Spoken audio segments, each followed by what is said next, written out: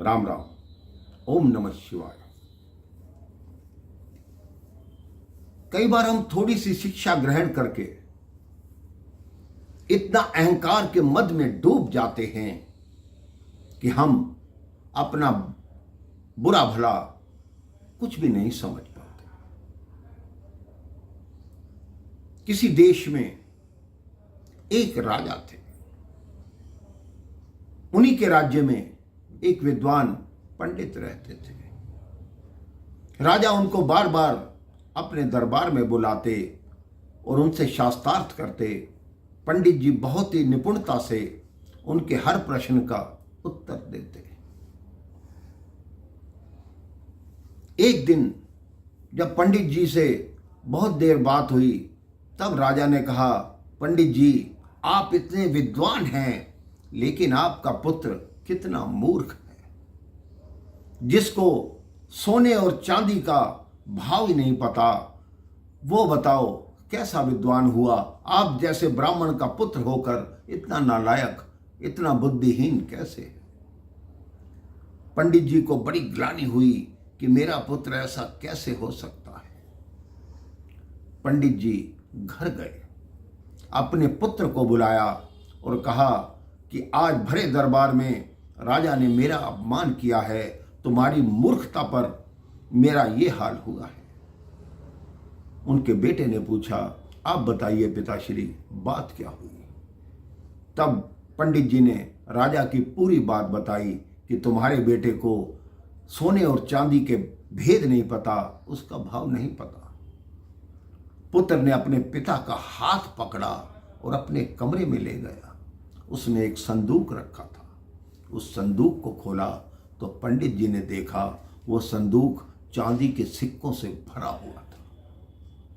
पंडित जी ने कहा कि ये संदूक में सिक्के कहां से आए? पंडित जी के पुत्र ने कहा, मैं आपको बताता हूं। मैं जब प्रातः विद्यालय के लिए निकलता हूं तो वहां राजा का महल खुले में लगा होता है।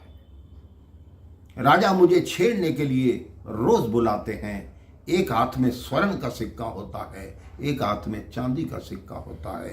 राजा मुझसे यही कहते हैं, इनमें से जो महंगा है, जो कीमती है, वो तुम उठा लो। मैं रोज चांदी का एक सिक्का उठा लेता हूं और इतने वर्ष हो गए मुझे चांदी का सिक्का उठाते हुए कि संदूक भर गया। तो पंडित जी ने कहा कि तुमने स्वर्ण का सिक्का क्यों नहीं उठाया?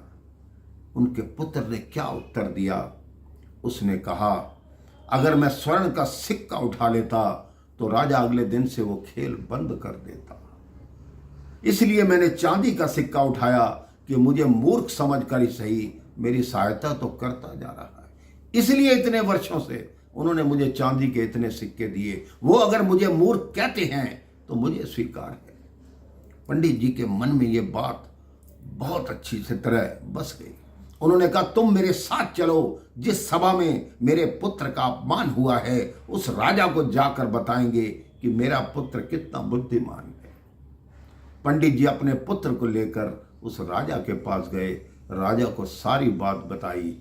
तब राजा ने बोला, असली विद्वान तो तुम हो। एक संदूक मंगाया जिसमें सोने के सिक्के भरे हुए थे।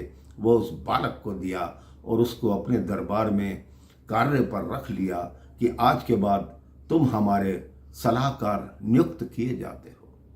तो मेरे भाई बहन, किसी किसी समय ज्यादा समझदारी दिखाना आपको महंगा पड़ सकता है। इसलिए जैसा माहौल देखिए, जैसी स्थिति देखिए, उसी में अपने को ढालिए। कहते हैं कि जो जिस परिवेश में हो उसमें ढल जाता है तो वो जीवन में सफल हो जाता है। आप भी ये निश्चय कर लीजिए कि जैसा भी समय होगा, अपनी बुद्धिमानी से सोचेंगे कि इसका बुरा परिणाम होगा या भला परिणाम होगा, उसके बाद ही कोई निर्णय लेंगे, तो आप भी जीवन में सफलता की सीढ़ियां चढ़ते जाएंगे।